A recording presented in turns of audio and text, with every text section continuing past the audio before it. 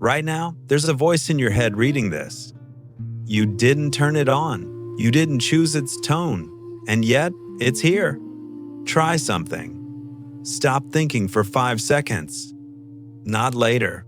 Now. Just 5. You felt that, didn't you? The moment you tried to stop, something pushed back. Thoughts didn't disappear. They multiplied. Faster, louder, harder to ignore. So here's the uncomfortable question. If you're the one thinking, why can't you stop? A man once believed his mind was his greatest strength. It helped him plan, solve, analyze, stay ahead. He trusted it completely. Until one quiet evening changed everything.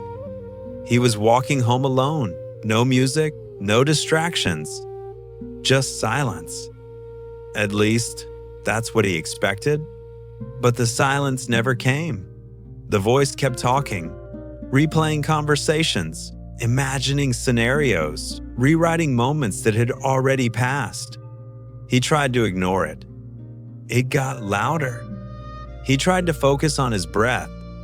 It followed him there too. That's when a strange thought appeared. Not loud, not dramatic, just clear enough to disturb him. What if I'm not the one talking? He stopped walking, not because he found an answer, but because for the first time, the question didn't feel abstract. It felt real. The voice continued, unaffected, as if it didn't need him at all. And that was the first crack. Because if the voice doesn't need you, then what exactly are you? Most people never stay with that question. Not because they can't, but because something in them doesn't want to. So instead, they go back. Back to distraction, back to noise, back to thinking. But he didn't. Not this time. And that's where things began to change. You've been told addiction looks obvious. Something external, something visible. But this one is different because it feels like you. You wake up and it's already there. You go to sleep and it's the last thing you hear. The voice. Constant, familiar, relentless. You don't question it because you think it's yours. But what if it's not? The man began noticing something disturbing. He wasn't choosing to think. Thinking was happening to him. Every time he tried to be still, the voice reacted. It filled the space, like silence was a threat. So he tested it. He sat down one night and did nothing. No phone, no music, no movement. Just sat. At first, nothing unusual. Then the voice started. Small thoughts, then bigger ones, then urgent ones. Things he needed to figure out, problems that suddenly felt important, memories that demanded attention. It felt real, convincing, necessary. But something was off. The timing. Why now? Why all at once? That's when he saw it. Not clearly, but enough. The voice wasn't helping him. It was pulling him, keeping him engaged, occupied, dependent. And for the first time, he felt it. Not as a concept, as a sensation, discomfort. That's the part most people miss. Not thinking feels wrong, empty, unstable, like something is missing. And that feeling is what keeps the cycle alive. Because the moment you feel it, you go back to thinking without realizing it. So let's go deeper. Right now, as you're listening, notice something. There's a subtle urge to stay engaged, to keep following the words, to keep the mind active. That pull isn't random. And once you notice it, it doesn't feel the same anymore. The man didn't try to silence the voice. That never works. Instead, he did something different. He stopped responding to it. Not completely. Just a little. The next time a thought appeared, he didn't follow it immediately. He noticed it and waited. That was new, because normally there's no gap. Thought reaction, more thinking. Instant. Automatic. But now there was something else. Space. Small, fragile, but real.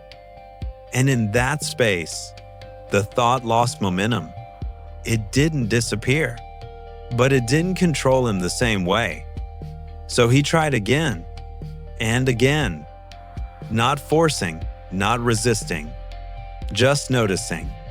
Thoughts still came, but something was shifting. They weren't pulling him as strongly. And then it happened. For a brief moment, there was no voice, no commentary, no narrative, just awareness. Clear, quiet, still. It didn't last long, but it was enough. Because now he knew something most people never experienced. Silence wasn't empty. It was peaceful. And the voice was what had been disturbing it all along. But here's the twist. The moment he realized this, the voice came back stronger. Faster thoughts, more convincing stories. As if it didn't want to lose control. And that's when he understood something critical. This wasn't just thinking. This was attachment. If you listen closely, the voice always says, I need to figure this out. I shouldn't feel this way. I have to fix this. But who is that I? Is it really you? Or just a pattern, speaking in first person? The man started questioning it. Not aggressively. Quietly. Every time a thought appeared, he asked, who is saying this? At first, nothing changed. The voice kept going, but something subtle shifted. Distance.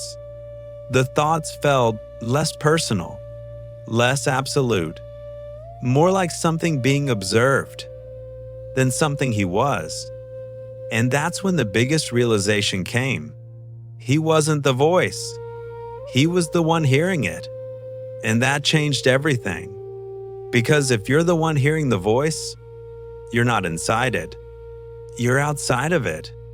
And if you're outside of it, you don't have to follow it. That doesn't mean it disappears. It doesn't. But it loses authority. Slowly.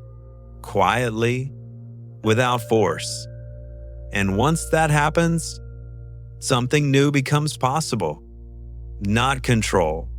Freedom. Most people think silence is the goal. It's not. Silence is what remains when you stop feeding the voice. And here's the part almost no one realizes. You don't need to stop thinking. You need to stop believing every thought. Right now, there's a voice reacting to this. Agreeing, doubting, analyzing. Let it. Just don't follow it immediately. Pause. Even for a second. Notice it. That's enough. Because the first real shift isn't silence. It's awareness. And once awareness is there, the voice can't control you the same way. Not completely. Not unconsciously. The man didn't become thoughtless. He didn't eliminate the voice, but he stopped being owned by it. And that changed how he experienced everything. Walking felt different. Conversations felt clearer. Silence felt alive. Not empty. Alive. So the next time the voice starts, don't fight it. Don't follow it. Just notice it. And ask yourself, if this voice never stops, why have I always believed it was me? Stay with that question. Because the answer doesn't come from thinking. It comes when the voice finally has nothing left to say.